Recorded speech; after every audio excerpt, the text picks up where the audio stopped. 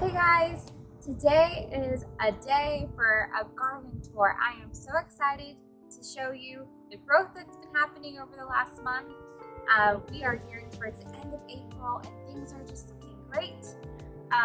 There are a couple things that aren't looking so great and I'm still going to show those to you, but overall everything is looking really nice and healthy and I am getting so excited. We already have some fruit production happening on my tomatoes and it's a good time. So I'm going to take you bed by bed, show you how everything's growing. I'll talk about the varieties and when I kind of planted some things just to give you an update. If you didn't see my last garden tour from March, I'll link it here below so that way you can watch it and just see kind of the growth that's happened over this past month. It's been really exciting and I can't wait to show you what's growing and even harvest a couple things actually. In this first container I have zinnias that I started from seed and they are just taking off. I've already started picking some of these just to make cute little small bouquets for the center of my kitchen table, and let me show you how easy it is to harvest zinnias and how that actually leads to more flowers. So like I said, I've already started harvesting some flowers. So like if you come down here, you can see right in here I picked a flower. And then I have two branches that actually came out of that. So now I have two blooms. So I'm gonna get a couple flowers just because I want to make a pretty bouquet today. And I think I want some longer stems because I have some snapdragons I'll show you here in a little bit. And it'd be really pretty to mix those together, I'm thinking.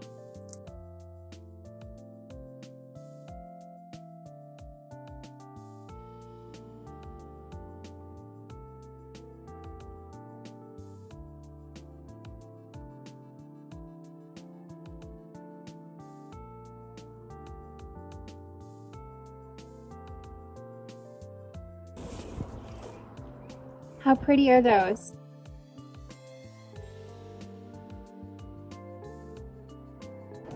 So harvested some of those zinnias, left a couple blooms for the bees. Lavender is still doing its thing, lots of new growth.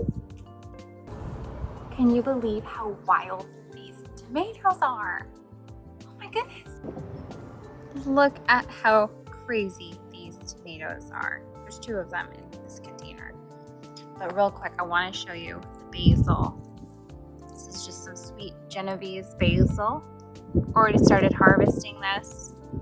Like you can see, they'll harvest here and then you get two shoots that come out, just creating a more bushy plant. Popped a marigold in there. Started that from seed as well. It's a jaguar variety. And then I have yellow pear tomatoes in here. See, so the fruit set is starting to happen. Lots of flowers on these ones. And then right next to it I have green zebra tomatoes. Let me see if I can find some to show you.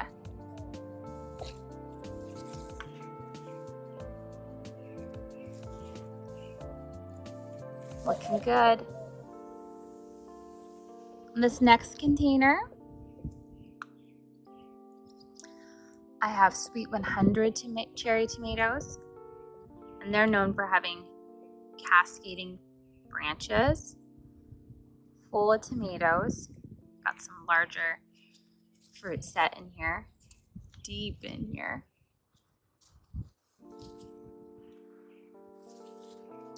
And then I have another green zebra right next to it, followed by some Thai basil. It's already flowering, looks great. Here's some borage. Look how sweet and delicate these flowers are. Bees are loving it. This is the same borage that I had in the raised bed next to it, but I moved it because, as you can see, it's way bigger than I was anticipating. This first bed, I have a aroma tomato. I lightly came in and just kind of trimmed this side just because it was shading some other things I have here.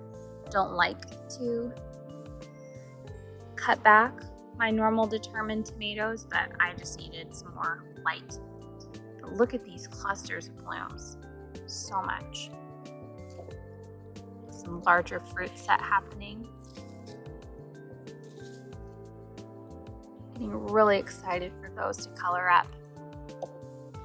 Back planted over here, I have okra. One of the reasons why I had to come in and trim. Look at this red burgundy okra. Just starting to get the first pod. I'm hoping with this trimmed more, these guys can catch back up. You see they're looking a little wimpy. In front of that, these are all jalapenos. Again, went a little pepper crazy, I think, this year. Lots of flowers. Look at those little baby jalapenos. Popped a marigold where I had the borage. A lemon cucumber. I just added the trellis the other day. So that way my cucumbers has something to hang on to. And if I move this plant aside, I have another cucumber. You can see it's starting to flower. Really nice. Up in front, I have my Shishito Pepper. And look at this. I am pleasantly surprised at this fruit production that's happening, and tons and tons and tons of flowers. Speaking of tons of flowers, right next door, Cayenne Peppers. Look at these. So long. Like I said, flowering nonstop. These ones have purple flowers. Not sure, same seed, so interested. Right next to it, I have my bell peppers. Just starting to get some flowers that look like they're gonna set fruit here shortly. Oh, my first little baby bell.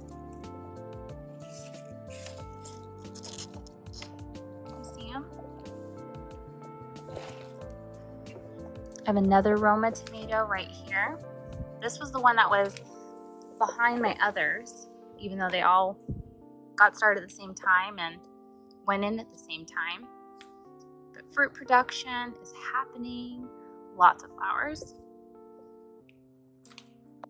Okay, my black creme. You guys saw me, I just pruned my tomatoes a little bit, but these things are growing so fast. Look how nice size those are. It's a big cluster of them. And I'm starting to get some more fruit production in other spots, but overall really healthy wild plant. I mean, it's taller than me, guys, already, and it's not even May. Okay, now I'm going to show you what I kind of made a mistake on.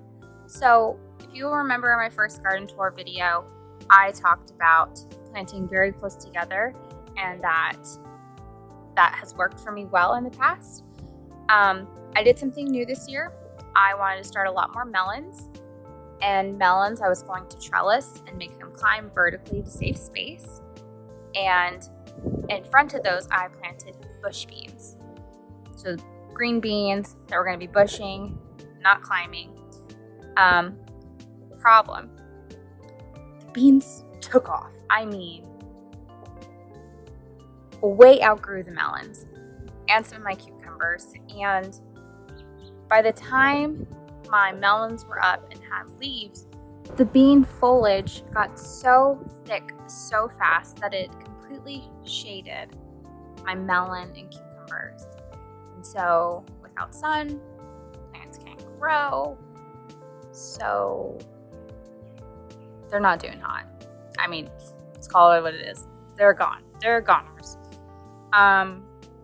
Which is really upsetting because my husband really wanted melons. Like, that was all the things that I'm growing. He was like, this is it. This is the one thing I want. So I don't have the space for them. So I really need to build, I'm thinking 2 more beds. I'll show you where I would put them. But that's the only way I'm going to have melons this season, unless I build more space. So keep that in mind, that if you're going to do what I did, I think I would have had better luck if I would have started the melons first, let them get established, have a chance to start climbing and trellising, and then planted beans, because beans grow so fast. I mean, you're harvesting them in like less than 2 months. So if I were to do that, then the melons that were established on the trellis would have been able to still get sun, and I think that was my mistake. So here's the beans. So remember, I planted a yellow wax, royal burgundy. I have another tomato right there. And then I have green beans, wild. So I don't think I've seen, yeah, I just have like my baby beans forming.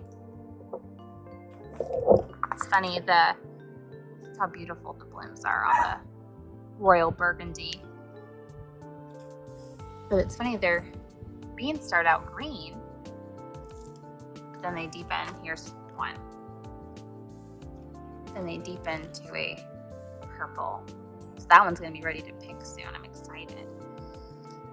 And you can see I planted a lot of beans.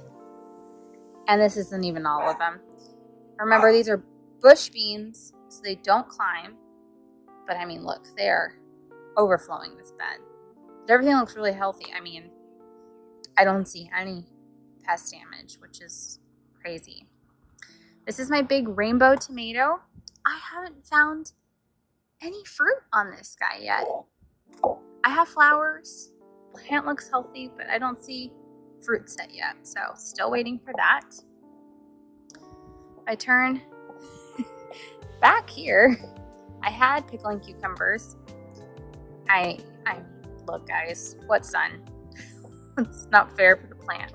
I mean, again, I have 5-foot tall tomato plants that are in a 2-foot tall bed, so no sun. Right in here, I have some Ortello de Vida beans. I don't see any flowers I can show you right this second, but they have the softest pink blooms. I have my dragon tongue bush beans, starting to get little baby beans on them as well. I think we'll have beans here soon. And then this is my other black creme tomato, and this one's got some massive tomatoes on it. Let's see if I can get a good angle through the forest.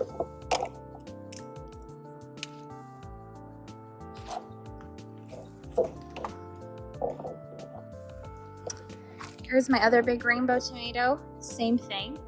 Lots of flowers I've been having on it. See, I have it staked up, but no fruit that I'm seeing yet. Well, let me show you this little guy. He's new. So I had this pot already, started some nasturtium, and then I had some bamboo. So I just made a little trellis for it to climb up. If you didn't know, nasturtium is a flower, but the whole flower itself is completely edible. So the leaves are supposed to taste spicy, and you can make a pesto with them, but even the flowers are edible, which is awesome. So I'm excited to grow it, and I think it's just going to be a cute little something to have in the corner of the garden. Here's my garlic and onions. I don't know how these are doing, guys. I'll be honest. I have never grown them before this year. I also have some marigolds planted. So the plants look relatively healthy. I did see that I was starting to get some bulbing on. You can kind of dig back the soil a little bit so you can see red tomato, onion. So if you have any tricks or tips, does this look okay?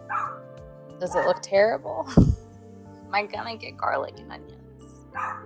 Let me know. Last bed. So I have 4 of the same Roma bush tomatoes that we've already looked at. Lots of fruit set happening. I mean, these are going to be packed. See my little babies.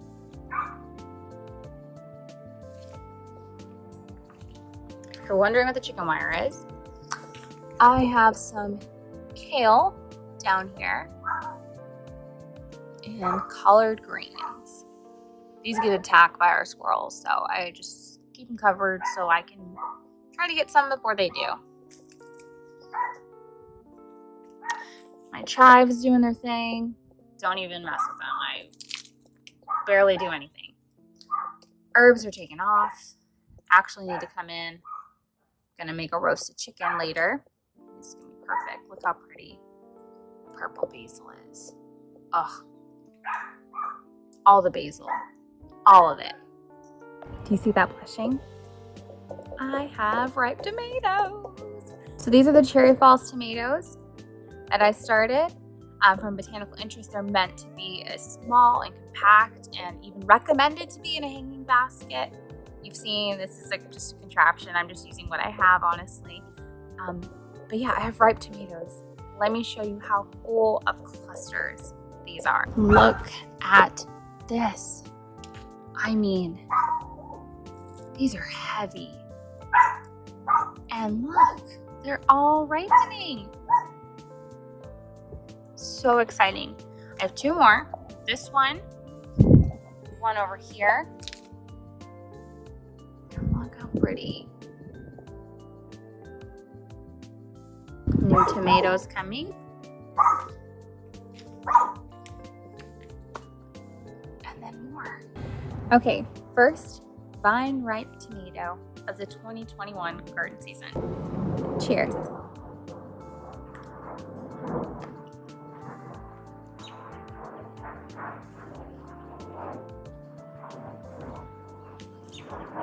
You cannot beat homegrown. And tomatoes is definitely one of the top things that you need to grow and taste yourself. Night and day different. Let's go check on our strawberries. Speaking of night and day taste difference, I'll show you my lettuce I have and my potatoes, and that's gonna be it. Here is my strawberry patch that is quickly becoming my snapdragon patch. If you remember, I back planted my strawberries with snapdragons. They're not gonna be here all season, so I figured why not add some beauty. Look. Beautiful. Fresh strawberries. These are really good sizes too. I am thoroughly impressed. I have some casualty strawberries that, you know, can't win them all. But look at, I love snapdragons. You know why they call them that? It's like the beard. And then they can talk. So funny. I'm gonna pick a couple of these to add to my zinnias.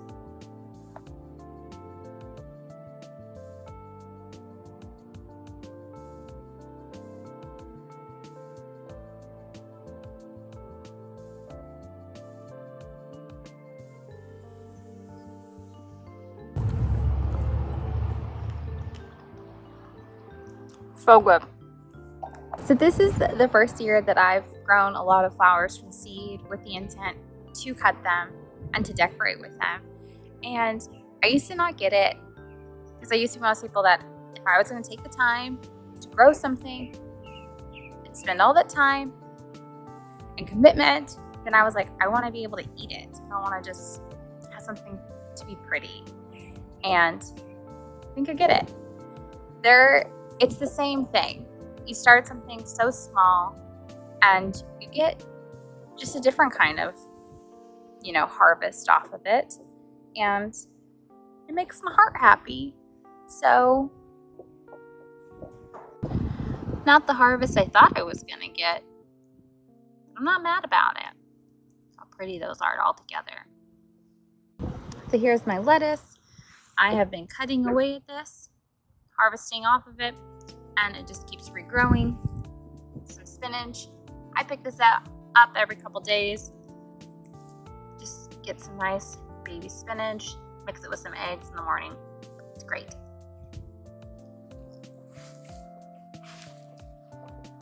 Harvested a bunch of this. Again, regrowing, new leaves.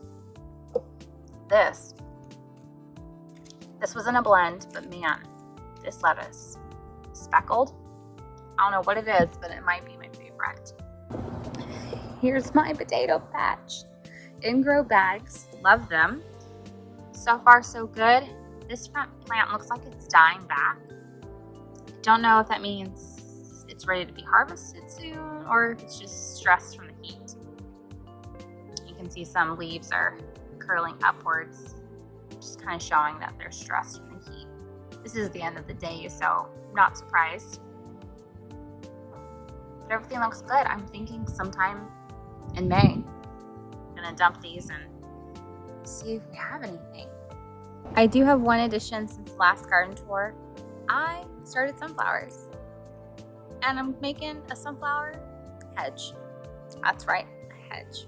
So I cleared out some sod that we had and put some soil down, put some sunflowers in. These are the mammoth type of sunflowers. Let me turn the camera around and show you. So like I was saying, I took out this strip of sod, talk about back-breaking work, and planted these mammoth sunflowers. And so the flowers themselves are about dinner plate size, so 12 inches. So I should get lots of seeds from them. So I'm not sure how quick these are going to grow.